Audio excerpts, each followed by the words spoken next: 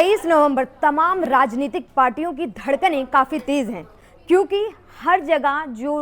Voting पड़ी थी उसको लेकर अब नतीजे सामने आ रहे हैं। ऐसे में उत्तर प्रदेश में तो योगी आदित्यनाथ की सरकार जीतती हुई दिखती है। झारखंड में नतीजे पिछली सरकार के पक्ष में ही दिखते हैं, लेकिन महाराष्ट्र में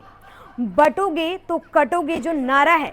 उसका असर अब दिख रहा है, क्योंकि 288 विधानसभा की सीटों पर जो वोटिंग हुए थे उसके नतीजे जब सामने आ रहे हैं तो एनडीए और महायुति जो है वो 200 सीटों से आगे बढ़त बनाती हुई दिखाई दे रही है। वहीं अगर इंडी गठबंधन की बात करें तो वो 50 सीटों के साथ बढ़त बनाई हुई है। सबसे बड़ी बात यह है कि महाराष्ट्र में वो जगह जहां पर लोकसभा चुनाव में भारतीय जनता पार्टी को बड़ा झटका लगा था, क्योंकि वहां पर कांग्रेस, राहुल गांधी, तमाम उन लोगों ने बड़े बड़े जो नारे दिए थे जिस तरीके से कि संविधान को भारतीय जनता पार्टी बदलने वाली है, अब उसी को लेकर बटोगे तो कटोगे नारों का ये असर हुआ कि जिस तरीके से प्रधानमंत्री नरेंद्र मोदी ने इस नारे को आगे बढ़ाते हुए कहा कि एक रहोगे तो नेक रहोगे, इसका असर ये है कि महायुति आगे दिख रही है और महाविकास अघाड़ी जो है वो पीछे दिख रही है। ऐसे में सवाल ये है कि तमाम ये विपक्ष की जितनी भी पार्टियां हैं,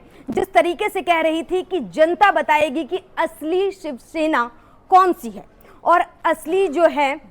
वो जिस तरीके से कहा जा रहा था कि असली जो है अजीत पवार जिस तरीके से अलग हुए, शरद पवार जिस तरीके से अलग हुए, तो जनता तय करेगी कि आखिर उनका असली नेता कौन है। और जिस तरीके से एनडीए और महायुति आगे बढ़ रही है, तो ऐसे में अब इन नेताओं से सवाल पूछे जाएंगे कि आखिर आपने जमीन पर क्या काम किया। जो जनता बटेंगे तो कटेंगे तो साथ चली गई, लेकिन आप वो बड़े बड़े वादे और जिस तरीके से दावे कर रहे थे, आप लोग जिस तरीके से कह रहे थे कि बेरोजगारों को आप पैसे देंगे, बड़ी बात यह है कि असर ये भी रहा कि बेरोजगारों को पैसे देने की बात तो तमाम वो विपक्षी पार्टियों ने किया, लेकिन रोजगार कैसे देंगे ये जनता को समझाने में कहीं ना कहीं विफल रह गई, जिसका असर जिस तरीके से एक फाइनेंस राज्य जो है महाराष्ट्र उसमें देखने को मिल रहा है। और सबसे बड़ी बात यहाँ पर यह भी है कि महाराष्ट्र में अगर अब उन जगहों की बात करें जिस तरीके से नागपुर, साउथ वेस्ट में देवेंद्र फडणवीस तो आगे बढ़ रहे हैं, लेकिन मुंबई, पश्चिमी महाराष्ट्र ये वो इलाके हैं जहां पर वहां की जनता ने कुछ महीने पहले ही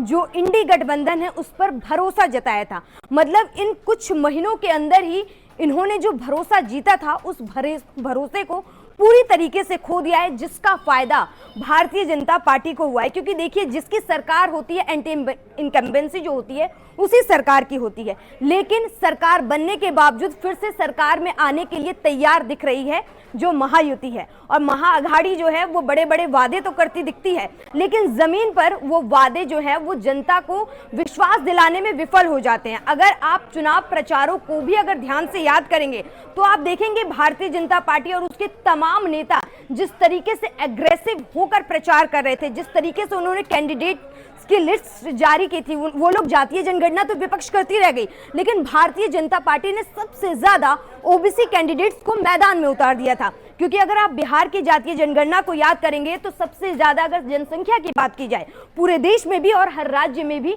तो ओबीसी की जनसंख्या सबसे ज्यादा है। ऐसे में तमाम जो विपक्षी पार्टियां हैं वो आपस में अपने फेवरेट कैंडिडेट्स को लेकर लड़ती रह जाती है, लेकिन भारतीय जनता पार्टी आप